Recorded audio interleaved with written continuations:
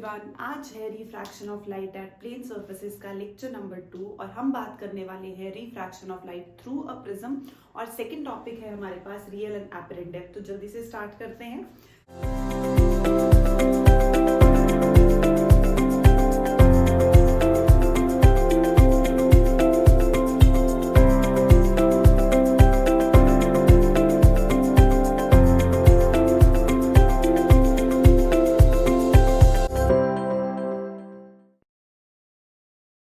सबसे पहले हमारे पास refraction of light through a prism. तो प्रिज्म क्या है? प्रिज्म एक ट्रांसपेरेंट मीडियम है, ट्रांसपेरेंट रिफ्रैक्टिंग मीडियम है बाउंडेड बाय 5 प्लेन सर्फेसेस। तो उसमें से हमारे पास हमने 2 रिफ्रैक्टिंग सरफेस कंसिडर किए हैं। प्रिज्म क्या है? Transparent refracting medium, transparent refracting medium bounded by 5 plane surfaces, जिसमें से ये वाला एक और ये हमारे पास क्या है, तो रिफ्रैक्टिंग सर्फेसेस हमने कंसिडर किए। उसके बाद हमने बोला कि अगर हम एक मोनोक्रोमैटिक लाइट को फॉल करवाते हैं, एक साइड पे रिफ्रैक्टिंग सरफेस पे, एक रिफ्रैक्टिंग सरफेस पे हमने मोनोक्रोमैटिक लाइट फॉल करवाई। Monochromatic means single colour, single wavelength. तो मींस हमारे पास हमने एक मोनोक्रोमैटिक लाइट फॉल करवाई है, पी पॉइंट पे आके वो इंसिडेंट की है। इस सरफेस के लिए हमने ड्रॉ किया नॉर्मल। तो ये हमारा क्या है? नॉर्मल, जो कि पी पॉइंट पे लाई कर रहा है। तो ये इंसिडेंट रे, नॉर्मल, दोनों के बीच में एंगल, एंगल ऑफ इंसिडेंस। अब लाइट जा रही है रेरर से डेंसर। तो जब रेरर से डेंसर जा रही है, इसको यहां जाना चाहिए था। ये डॉटेड मींस ये इसका एक्चुअल पाथ होता, बट रेरर से डेंसर जाते टाइम डेविएशन होती है, बेंडिंग होती है। कहां होगी? Towards the normal. और हमने इस सरफेस के लिए नॉर्मल कौन सी ली थी? ये तो एक जो ग्रीन हम ड्रॉ कर रहे हैं, ये हमारे पास क्या है? नॉर्मल है। इस सरफेस के लिए इंसिडेंट रे आई, पी पॉइंट पे आके स्ट्राइक की, पॉइंट ऑफ इंसिडेंस या पॉइंट ऑफ रिफ्रैक्शन। अब जब लाइट रेरर से डेंसर जाएगी, रेरर से डेंसर जाएगी, बेंड करेगी टुवर्ड्स द नॉर्मल, बट ये इसका एक्चुअल पाथ होता। अगर लाइट डेविएट ना करती, स्ट्रेट चली जाती, तो ये लाइट का एक्चुअल पाथ होना था। बट लाइट यहां जाने की बजाय इधर हो गई, नॉर्मल की तरफ bend, towards the normal, towards the normal. इतना वो अपने पाथ से डेविएट की। ये क्या है? Angle of deviation delta 1। फिर से incident ray, point of incidence, normal, normal और इंसिडेंट रे के बीच में एंगल, एंगल ऑफ इंसिडेंस। अब ये स्ट्रेट जाने की बजाय बेंड कर गई टुवर्ड्स द नॉर्मल। अब जाके क्यू पे स्ट्राइक की है, क्यू पे स्ट्राइक करेगी, अब जाएगी डेंसर से रेरर। तो हमने क्यू पे भी एक नॉर्मल ली, तो हमारे पास ये जो लाइन है, ये भी क्या एक्ट कर रही है? नॉर्मल एक्ट कर रही है। अब रे जाने वाली है डेंसर से रेरर, डेंसर से रेरर, तो बेंड करेगी away from the normal, away from the normal. तो इसको यहां जाना चाहिए था, बट ये बेंड कर गई अवे फ्रॉम द नॉर्मल। अब अगर डेविएशन ना होती, तो इस रे का एक्चुअल पाथ क्या होता? इस रे का एक्चुअल पाथ ये होना था, मतलब हमें ऐसा अपीयर होगा कि ये इस स्ट्रेट पाथ से आई है। तो जब ये इस पाथ से आई होती, अगर डेविएशन ना होती हमारे पास, तो ये एंगल हमने कितना ले लिया? Delta 2, second deviation. Angle of refraction, जो कि रिफ्रैक्टेड रे बना रही है नॉर्मल के साथ, तो ये वाला हो गया एंगल ऑफ रिफ्रैक्शन R2, और ये हमारे पास है एंगल ऑफ डेविएशन डेल्टा 2। रे आई, पॉइंट ऑफ इंसिडेंस पे स्ट्राइक की, नॉर्मल, स्ट्रेट जानी चाहिए थी, बट बेंड कर गई टुवर्ड्स द नॉर्मल। अब डेंसर से रेरर बेंड करेगी away from the normal, but अगर डेविएशन ना होती तो ये इसका एक्चुअल पाथ होता। तो मींस हमारे पास ये है, और ये यहां से यहां डेविएशन दिखा रहा है, तो कितनी हो गई? डेल्टा 2। अब रिफ्रैक्टेड रे और नॉर्मल के बीच में angle, angle of refraction, again refracted रे, नॉर्मल के बीच में एंगल ऑफ रिफ्रैक्शन। तो हमारे पास 2 हो गए, इंसिडेंट रे, इमर्जेंट रे, angle of incidence, angle of emergence. इसको कई जगह ई भी बोलते हैं, तो मींस I2 भी बोल सकते हैं, या फिर हम ई भी बोल सकते हैं, एंगल ऑफ इमर्जेंस। तो हमने ये जो एंगल ए लिया है हमारे पास, ये क्या है? Angle of prism. Angle of prism A define कर दिया। अब हम यूज करेंगे थोड़े से मैथ्स के कॉन्सेप्ट्स यहाँ पे, कि अगर हम एक ट्राइंगल कंसिडर कर रहे हैं एम, पी और क्यू, तो इस ट्राइंगल में sum of 2 interior angles will be equal to exterior angle delta. इन दोनों एंगल्स का सम कितना होगा? डेल्टा होगा। तो delta 1 plus delta 2 is equal to delta हो गया। तो हमारी मेन इक्वेशन आ गई, delta 1 plus delta 2 is equal to delta. अब हमें करना क्या है? हमें ये डेल्टा 1 और ये डेल्टा 2 फाइंड करना है। वो कैसे फाइंड करेंगे? ओरिजिनल इंसिडेंट रे और नॉर्मल रे के बीच में दोनों साइड जो एंगल्स, इस तरफ और इस तरफ जो एंगल्स आ रहे हैं वो वर्टिकली ऑपोजिट होंगे। ओरिजिनल इंसिडेंट रे ये होना था पाथ, नॉर्मल रे इन दोनों के बीच में इस तरफ ये दो एंगल्स आ रहे हैं और इस तरफ ये है। तो क्या आ गया? I1 is equal to R1 plus delta 1। तो यहां से delta 1 is I1 minus R1। Similarly ये है हमारे पास नॉर्मल और ये होती ओरिजिनल रे, तो इन दोनों के बीच में एंगल्स जो है वो हमारे पास क्या हो जाएंगे? Vertically opposite angles. तो इन दोनों एंगल्स का सम इज इक्वल टू I2। तो हम लिख सकते हैं R2 plus delta 2 is equal to I2। तो दोनों में से हमने डेल्टा 1 डेल्टा 2 निकाला और सिंपली इसको इधर पुट कर दिया। तो जब हम वैल्यूज पुट करते हैं हमारे पास आ जाता है I1 minus R1 plus I2 minus R2 which is equal to delta. I1 और I2 वाली टर्म्स को हमने इकट्ठा कर लिया, एक साथ लिख लिया I1 plus I2 minus R1 plus R2। तो डेल्टा आ गया हमारे पास I1 plus I2 minus R1 plus R2। अब हम एक और कॉन्सेप्ट यूज करेंगे। हमारे पास ये क्वाड्रिलेटरल है APNQ, ये हमारे पास क्वाड्रिलेटरल है। इन दोनों एंगल्स का सम 180 वर्टिकली, जो हमारे पास ऑपोजिट एंगल्स हैं, ऑपोजिट एंगल्स लिए हमने एंगल ए और एंगल PNQ। तो angle A prism angle, PNQ कितना हो गया? 180 डिग्री। सेकेंड केस हम ले रहे हैं इसमें कि हम PNQ जो एक ट्राइंगल है इसमें हम लगाएंगे एंगल सम प्रॉपर्टी। तो वो हो जाएगा R1 plus R2 plus PNQ। ये वाला ट्राइंगल, इस ट्राइंगल में हमने लगाई एंगल सम प्रॉपर्टी, तो हमारे पास आ गया R1 plus R2 plus PNQ is equal to 180 degree. अब ये भी 180 है और ये भी 180 है, दोनों को इक्वेट किया तो PNQ से PNQ cancel, R1 plus R2 कितना आ गया? एंगल A के इक्वल। अब हम ये वैल्यू हमने वर्टिकली हमने इसमें ऑपोजिट एंगल्स लिए हैं, ऑपोजिट एंगल्स का सम 180 और एंगल सम प्रॉपर्टी लगा के 180 किया है, दोनों इक्वेशंस को इक्वेट किया तो R1 प्लस R2 कितना आया? A prism angle of prism के इक्वल। तो इसको हमने R1 प्लस R2 को क्या पुट कर दिया? A। तो हमारी इक्वेशन मॉडिफाई होगी, क्या मिल गई? Delta is equal to I1 plus I2 minus A means A plus delta is equal to I1 plus I2। तो ये हमारे पास आया result, prism angle plus angle of deviation, angle of incidence, angle of emergence, दोनों का सम। तो वो ये हमारे पास एक फाइनल इक्वेशन हमें मिली। अब इसमें एक इंपॉर्टेंट चीज आती है, factors affecting angle of deviation. ये जो डेल्टा है हमारे पास, जिसको हम एंगल ऑफ डेविएशन बोल रहे हैं, तो इन एंगल ऑफ डेविएशन पे ये कौन से फैक्टर्स पे डिपेंड करने वाला है वो? तो 4 फैक्टर्स। सबसे पहले लास्ट उसमें हमने क्लास में देखा था कि हमारे पास जो डेल्टा है that is inversely proportional to wavelength, और we can say speed is directly proportional to wavelength, inversely proportional to angle of deviation and refractive index. तो मींस हमारे पास ये दोनों चीजें डायरेक्टली प्रोपोर्शनल थी, ये आपस में डायरेक्टली थी, बट ये दोनों पेयर्स इनके साथ क्या थे? इनवर्सली। तो मींस एंगल ऑफ डेविएशन यहां से एक तो वेवलेंथ पे डिपेंड कर रहा है, दूसरा रिफ्रैक्टिव इंडेक्स पे भी डिपेंड कर रहा है। तो एक चीज तो आ गई कि एंगल ऑफ डेविएशन वेवलेंथ पे डिपेंड करेगा, इनवर्सली प्रोपोर्शनल। तो वेवलेंथ किसकी ज्यादा होती है? वेवलेंथ रेड की ज्यादा है, वेवलेंथ रेड की ज्यादा है, वायलेट की कम है। तो डेल्टा वायलेट का ज्यादा होगा और रेड का कम हो जाएगा।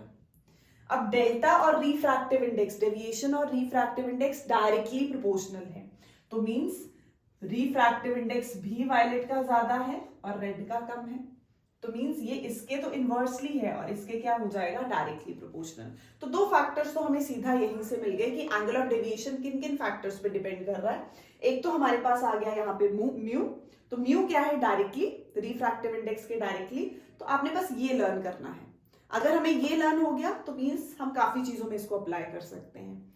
तो delta is directly proportional to refractive index, directly proportional to angle of prism, inversely proportional to angle of deviation. अब ये ए कहां से आया? यहां से आया हमारे पास। तो जितना ज्यादा एंगल ए उतना ज्यादा हमारे पास क्या होने वाली है? डेविएशन होने वाली है। Next, directly proportional to refractive index. तो रिफ्रैक्टिव इंडेक्स किसका ज्यादा? वायलेट का, रेड का कम, तो डेविएशन का भी। But inversely proportional to wavelength. तो 3 चीजें तो हमें क्लियरली मिल गई। फोर्थ जो सबसे इंपॉर्टेंट है, एंगल ऑफ इंसिडेंस। तो एंगल ऑफ इंसिडेंस के साथ हम ये ग्राफ करते हैं कि पहले तो एंगल ऑफ इंसिडेंस बढ़ाने पे हमारी डेविएशन कम होती है किसी एक पर्टिकुलर वैल्यू पे। जब हमारे पास उस पर्टिकुलर वैल्यू पे मिनिमम डेविएशन आ जाएगी, फिर उसके बाद ये इंक्रीज करेगी। तो पहले थोड़ी सी डिक्रीज होगी value with increase in angle of incidence, but फिर उसके बाद जैसे जैसे एंगल ऑफ इंसिडेंस बढ़ाएंगे आफ्टर मिनिमम डेविएशन, फिर वो इंक्रीज होनी स्टार्ट होगी। अब हमारे पास यहां से रिलेशन आता है, अगर हम बोले जितने एंगल से रे इंसिडेंट हुई थी उतने से बाहर वापस आई है, 45 पे गई थी 45 पे वापस आई, तो मींस हमारे पास जितने एंगल पे इंसिडेंट हुई थी उतने एंगल पे अंदर से जाके बाहर जो है सेम एंगल पे रिफ्रैक्ट हुई है, और जो हमारे पास रिफ्रैक्शन के बाद इमर्जेंट रे आई है, तो एंगल ऑफ इमर्जेंस जो है वो सेम है, इसका और इसका एंगल ऑफ इंसिडेंस और एंगल ऑफ इमर्जेंस जब सेम हो गया, इसका मतलब अंदर जो डेविएशन है वो बहुत कम हुई है, ना के बराबर। तो means for I1 I2 is equal to I, अगर हम I1 I2 को I के इक्वल कर दें तो हमारी जो डेविएशन है वो कितनी हो जाएगी, मिनिमम डेविएशन। तो डेल्टा मिनिमम कितना होगा, 2I माइनस ए। तो डेल्टा मिनिमम कितना हो गया हमारे पास, 2I माइनस ए रिलेशन मिल गया हमें। और एंगल ऑफ इंसिडेंस के साथ डेविएशन का कर्व, तो वो ये वैल्यू डिफाइन करेगा। फिर से एंगल ऑफ इंसिडेंस के साथ कैसे वेरी कर रहा है, पहले तो वैल्यू डिक्रीज कर रही है डेविएशन की, फिर एक पर्टिकुलर वैल्यू के बाद उसके बाद वो इंक्रीज करेगी। तो मींस जब ये दोनों सेम होंगे उस पॉइंट पे जो डेविएशन है हम क्या मान के चल रहे हैं, हमारे पास अंदर मिनिमम हुई है। तो delta is equal to delta minimum. तो डेल्टा मिनिमम कितना आ गया, 2I माइनस ए।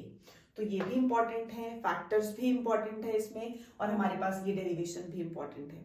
तो सबसे पहले हमने जो रिलेशन निकाला वो कितना आया, a plus delta is I1 plus I2। Second हमने बोला I1 I2 अगर I होगा तो डेल्टा कितना होगा, मिनिमम डेविएशन के इक्वल, और delta is directly proportional to refractive index, directly proportional to angle of prism, inversely proportional to wavelength. Learn करने के लिए अगर हम यही लर्न कर लें तो आसानी से हो जाएंगे। नेक्स्ट इसके बाद जो टॉपिक हमारे पास आता है वो है रियल एंड एपरेंट डेप्थ। तो रियल एंड एपरेंट डेप्थ में हम बोल रहे हैं हमारे पास मान लो कहीं कोई ऑब्जेक्ट पड़ा है डेंसर मीडियम में, हमने कोई एक पानी का कंटेनर लिया, उसमें एक कॉइन ड्रॉप कर दिया, तो वो जो कॉइन है जब हम बाहर रेयर मीडियम से उसको देखेंगे तो वो अपनी पोजीशन से थोड़ा सा ऊपर उठा हुआ नजर आएगा। मींस ऑब्जेक्ट तो डेंसर मीडियम में है, बट हम उसको रेयर से देखते हैं तो वो हमारे पास क्या है, थोड़ा सा रेज्ड आता है अपनी पोजीशन से। या फिर हम किसी पूल को बाहर से देखते हैं तो हमें ऐसा लगता है उसकी जो टाइल्स हैं वो हमें थोड़ी ऊपर नजर आ रही हैं, तो मींस हमें जो पूल की डेप्थ है वो बाहर से कम नजर आएगी। तो इसका मतलब ये किसका हमारे पास इफेक्ट है, रिफ्रैक्शन ऑफ लाइट का। जैसे हमारे पास 6th क्लास 7th क्लास की बुक्स में बेंडिंग ऑफ पेंसिल का जो डायग्राम गिवन होता है, कवर पेज पे गिवन होता है कि हम एक ग्लास में वाटर डालते हैं, उसमें पेंसिल डिप करते हैं, तो इंटरफेस पे, दोनों के इंटरफेस पे वो जो पेंसिल है वो बेंट नजर आती है। वो भी क्यों है, रिफ्रैक्शन ऑफ लाइट की वजह से। तो यहाँ पे हमारे पास हमने एक लिया ऑब्जेक्ट, उस ऑब्जेक्ट से निकली इंसिडेंट रे। तो ऑब्जेक्ट से निकली इंसिडेंट रे, यहां पे हमने उस पॉइंट पे एक नॉर्मल ड्रॉ किया, ये नॉर्मल बता रहा है एंगल ऑफ इंसिडेंस। तो इंसिडेंट रे इस पॉइंट पे आके स्ट्राइक की, यहां पे भी हमने नॉर्मल ले लिया। अब लाइट जा रही है डेंसर से रेयर, तो बेंड करेगी अवे फ्रॉम द नॉर्मल, तो ये away from the normal bend की।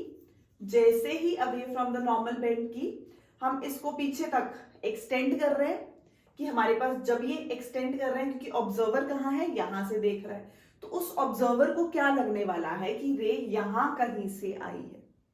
तो मींस हमें जो उसकी इमेज है वो थोड़ी उसकी पोजीशन से ऊपर नजर आ रही है। तो ये हमने ले लिया ऑब्जेक्ट, ये है हमारे पास इंटरफेस। तो यहां से यहां तक का जो डिस्टेंस है उसको हम बोलेंगे रियल डेप्थ, जो कि एक्चुअल में है, बट ए से आई तक के डिस्टेंस को हम बोलेंगे एपरेंट डेप्थ, जो कि हमें दिख रही है। ऑब्जेक्ट से निकली incident ray, incident ray bend कर गई अवे फ्रॉम द नॉर्मल, यहां ऑब्जर्वर ने देखा तो उसको लग रहा है कि रे यहां कहीं से आ रही है, ये हो गया एंगल ऑफ इंसिडेंस। नॉर्मल के साथ angle of refraction, corresponding angles, तो ये भी क्या हो जाएगा, एंगल ऑफ रिफ्रैक्शन। अब हम इसमें दो ट्राइंगल्स कंसिडर करेंगे, ABO ऑब्जेक्ट के साथ और ABI इमेज के साथ। इसमें निकालेंगे साइन I बड़े वाले ट्राइंगल में जिसमें एंगल ऑफ इंसिडेंस दिख रहा है साइन I, छोटे वाले ट्राइंगल में जिसमें एंगल ऑफ रिफ्रैक्शन दिख रहा है साइन R, रिफ्रैक्टिव इंडेक्स क्या है? Sine I by sine r, Snell's law. हम लगाएंगे sine I by sine r, value put की तो क्या आ गया? साइन आई, तो हमारे पास ये जहां 90 और आई होगा वो बेस होगा, तो ये बन गया परपेंडिकुलर, तो A B upon O B, A B upon O B.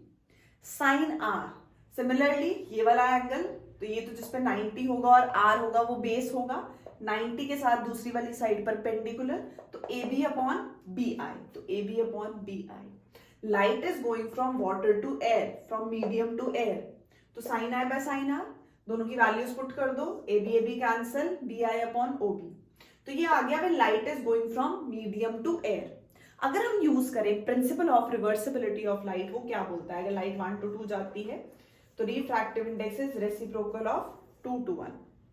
तो ये था मीडियम टू एयर, हमें लेना है एयर टू मीडियम, तो जब हम एयर टू मीडियम करेंगे क्या आएगा? B upon I B means O A upon I. ये हमने जो बी लिया है इसकी जगह हम ए क्यों मेंशन कर रहे हैं? हम ये बोल रहे हैं कि हमारे पास ये जो डिस्टेंस है वो नेग्लिजिबली स्मॉल है, लाइट रे जो बेड उसमें से जो लाइट रेज निकल के जा रही हैं, इसके और इसके बीच में जो गैप है वो बहुत कम है। तो इतना क्लोज लाई करते हैं ये पॉइंट कि अगर जो बी है, ये हमने सिर्फ दिखाने के लिए बड़ा बनाया है, अगर जो बी है वो अप्रोक्सीमेटली सेम पॉइंट पे है, आसपास है ए के, तो जहां जहां बी लिखा है वहां वहां हम ए रिप्लेस कर सकते हैं। तो हमने जो बी है उसको रिप्लेस करना है पॉइंट ए से, तो मींस ओ बी बन गया ओ ए, आई बी बन गया आई ए, तो ये आ गया ओ ए अपॉन ए आई। क्योंकि हमें डिस्टेंस भी तो डेप्थ की टर्म्स में चाहिए, तो O A is real depth to apparent depth, तो यहां से एपरेंट डेप्थ कितनी आ गई? Real depth upon refractive index. Refractive index कौन सा हमेशा हम लेते हैं? हमने निकाला जरूर है मीडियम टू एयर, बट जब हम कुछ भी आंसर निकालते हैं तो एयर टू मीडियम का ही आएगा, तो एयर टू मीडियम, तो एपरेंट डेप्थ इज रिफ्रैक्टिव, जो हमारे पास रियल डेप्थ है डिवाइडेड बाय रिफ्रैक्टिव इंडेक्स। अब हमें निकालनी क्या है? शिफ्ट। शिफ्ट क्या है? इन दोनों के बीच में कितना डिफरेंस आया, तो ये जो डिस्टेंस है हमारे पास ये शिफ्ट हो जाएगा, तो शिफ्ट मींस ओ आई, तो शिफ्ट है हमारे पास ये वाला डिस्टेंस, इमेज और ऑब्जेक्ट के बीच में डिस्टेंस, तो आ गया shift real depth minus apparent depth. तो हमने यहां से क्या करना है? रियल डेप्थ कॉमन लेना है, तो कॉमन लेने के लिए हम क्या करेंगे? इसके साथ रियल डेप्थ मल्टीप्लाई कर दो, रियल डेप्थ डिवाइड कर दो, तो जब रियल डेप्थ वैल्यू पुट करेंगे, real depth common 1 minus apparent depth upon real depth, क्या आ जाएगा? Real depth common 1 minus apparent depth upon real depth, तो apparent depth upon real depth, यहां से रिफ्रैक्टिव इंडेक्स कितना है हमारे पास?